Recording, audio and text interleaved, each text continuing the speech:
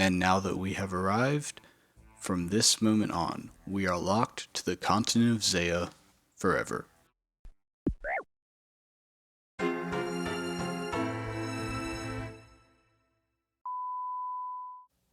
I'm Tryon, and this is Xerician UIM, my Zeah-locked Ultimate Ironman. At this point, area-restricted UIMs are nothing new, but in case you don't know what this means, I'm an Ultimate Ironman. In old-school RuneScape, an Ironman is an account which can't use the Grand Exchange, nor can they trade other players. Additionally, an Ultimate Ironman is an Ironman who can't use a bank.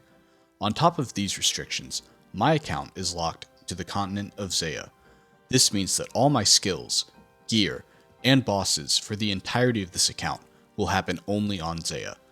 I want to complete one of the biggest challenges in old school RuneScape, completing a solo challenge mode Chambers of Xeric. Is it possible? I'm not entirely sure, but I like my chances. It may have been smarter to run some numbers before putting over 900 hours into the challenge with thousands more to go, but as far as I'm concerned, that would take some of the fun out of the journey, and we all know the journey is more important than the destination. So, without further ado, let's begin.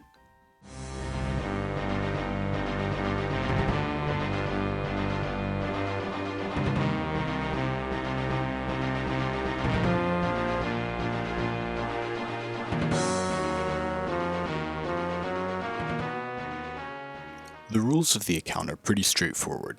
I am not allowed to leave the continent of Zeah, and I am not allowed to death pile or death store items until I unlock the Kourend respawn. This is because intentionally dying to store or pile my items while my respawn is set to Lumbridge is a form of intentionally leaving the continent of Zeah. There are only two exceptions I plan to make for this account, both of which unlock huge amounts of content for me. The first is completing X Marks the Spot, which is a prerequisite quest for every quest in the Great Kourend storyline. The second is completing Druidic Ritual, which will unlock the Herblore skill for me. Finally, a note about the exceptions I will not be taking. I mention these only to preempt any comments that ask about these, as some Zeah accounts do make these exceptions. I will not be allowing myself to unlock box traps through Eagle's Peak, as this does not unlock any meaningful content for me, and is more convenience for a better hunter and range training method than anything else. Second, I will not be using Puro Puro. This is one of the more common exceptions. However, Puro Puro also does not unlock any meaningful content for me, and is more convenience than anything else, as I can still find implings on the overworld. Despite being accessible through crop circles on Zeah, Puro Puro is not part of Zeah, as it is categorized as a different realm, nor is it uniquely accessible through Zeah. Therefore, I don't think Puro Puro fits within my rules, so I won't be allowing myself to use it. Finally, I will not be making any exceptions to do Slayer tasks or use Slayer Masters located off of Zeah. This means my primary method of Slayer training will be through XP randoms. So, with the rules and exceptions clearly stated, I think we're ready. With our Ultimate Ironman status set and Tutorial Island completed, it's now time to do our two exceptions before we can head to Zeah. So we'll begin with X Marks the Spot. There isn't much to this quest. We meet with Veos, more on him later. He gives us a clue scroll, I go grab a spade, then we come and dig here, here, here, and here. We get a very interesting ancient casket, which we take over to him in Port Sarim. He says some shady stuff, and ta-da, that is quest completed. I also forgot to turn off my screen notifications, sorry about that. And of course we drop the clue, the coins, and destroy the lamp that Veos gives us. So up next is completing Druidic Ritual. So we'll stop by Sarah's farm, since we're literally always hanging out here, and get some raw chicken, and go in her backyard and kill one of her cows for some raw beef. So now that we have our beef, we can head over to start the quest. First, we will talk to KingPax, and he sends us to Sandview. Sandview tells us that we need these meats, so we go get some bear meat, and some rat meat as well. Then we just have to dip each of these meats in the cauldron, die because I am both bad at this game and impatient, take the meats to KingPax, and that will be quest completed and level 3 Herblore. And while we're walking back, these are the stats that I will be heading to Zeah with. Level 4 magic and level 2 attack. I don't love it, but it is what it is. So now we just talked to Veos. I did not realize he would be giving me the lamp back. I guess we'll just be destroying that again. But he will now take us to the Great Kourend. And now that we have arrived, from this moment on, we are locked to the continent of Zeah forever. So this seems like a good moment to take a pause. The first thing I want to do is the Client of Kourend quest. It has no level requirements, and it serves as a great introduction to the Great Kourend, so it seems like a good way to start the account. However, when I was recording this in mid-2021, I really didn't know how to record yet, so my recording window ended up getting messed up for the entirety of the Client of Kourend quest. So I had two options: show the poorly shot footage that I hate, or spend far more time than it should take creating a bad recap of the quest. So, Client of Kourend is the first quest in the Great Kourend storyline. You remember Veos from earlier. Well, we talk to him again and find out he has a quest for us. It turns out, he is a Client of Kourend from the mainland who wants to know about the Great Kourend. It sounds kind of sketchy, but he reassures us it isn't. So, we get a special scroll, and we need to use a feather on it, then we can use it to write down this completely normal information, and sometimes it'll burn us. I opted to get my feather by punching a chicken to death at a small farm in Hosidius. The Great Kourend is made up of 5 houses: Archaeus, Hosidius, Lovakenge, Port Piscarilius, and Xerician. We have to go talk to each of the general store owners in these cities and learn about the different houses. Let's start with Archaeus. They have rune and magic shops, blood and soul rune crafting, and the Archaeus spellbook. Next we have Hosidius, where we can unlock a disease-free herb patch, the Tithe Farm, Woodcutting Guild, and the Farming Guild. Lovakenge has the Blast Mine, a pickaxe shop, and my best smithing training methods. Port Piscarilius gives us access to stealing artifacts and anglerfish. And finally, Xerician has organized crime, Xerician armor, and lizardmen shamans. After getting all of this information, I hear a mysterious voice telling me to return to Veos. I return and I'm like, so why am I hearing voices and why did my hand get burnt? Veos' response is, I know, it's crazy. Anyways, how about you go take this mysterious orb to the Dark Altar and activate it? So I'm like, okay. You head back up to the Dark Altar, activate the mysterious orb.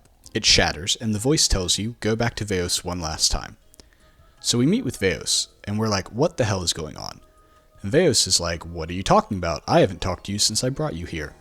Then he gets possessed, and his client is like, thanks for the help. Here's your reward. And that's quest completed. And thanks to RuneLight's screenshots, I have a screenshot of the quest completion. More importantly, this quest gives us 2 500 XP lamps. I put 1 in agility to get level 5 agility, and 1 in Slayer to get level 5 Slayer, and begin the very long process of lamping Slayer, which is my only guaranteed Slayer training method. A quick pause to acknowledge a mistake I made here. In my original theory crafting, there was no agility training methods on Zeah besides using toy mice to get to 28 agility, and then hopping stones in the catacombs between the steel and brutal red dragons for 2 XP per pillar. However, shortly before the creation of my account came the Xerician rework, which introduced the Xerician agility course, the basic level of which can be used at 5 agility. I somehow forgot that toy mice existed during the period of time between planning agility training initially and the Xerician agility course rework, so I figured it would be a good idea to go ahead and use one of the lamps now to get 5 agility. I should have used it on Slayer as well, but it's not the end of the world. So we end the quest here with level 5 agility and level 5 Slayer.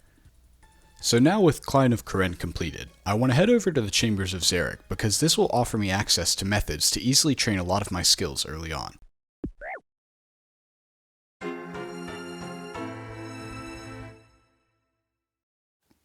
Well, second time's the charm. I also just realized my recording window was messed up, so we're back with actual footage. Now that I'm here and I have my chat channel set up, I'm going to go reset my stats in the Chambers of Xeric. Then we have one more thing to do before we can begin to train our skills.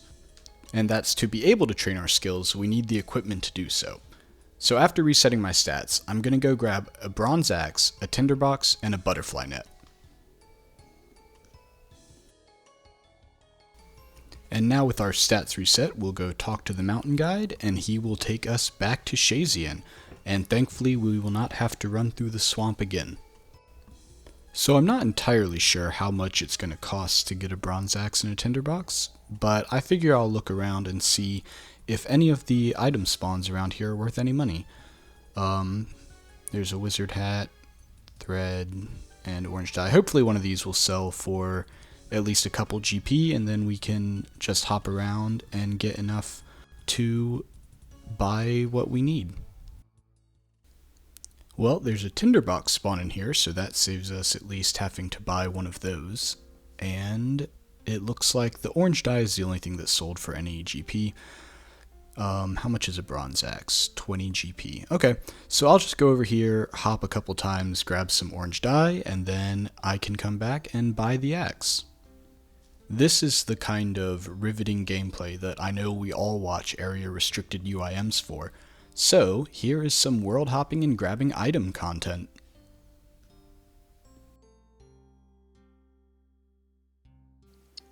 Alright, and that is our last die, giving us 20 GP. We can buy our bronze axe.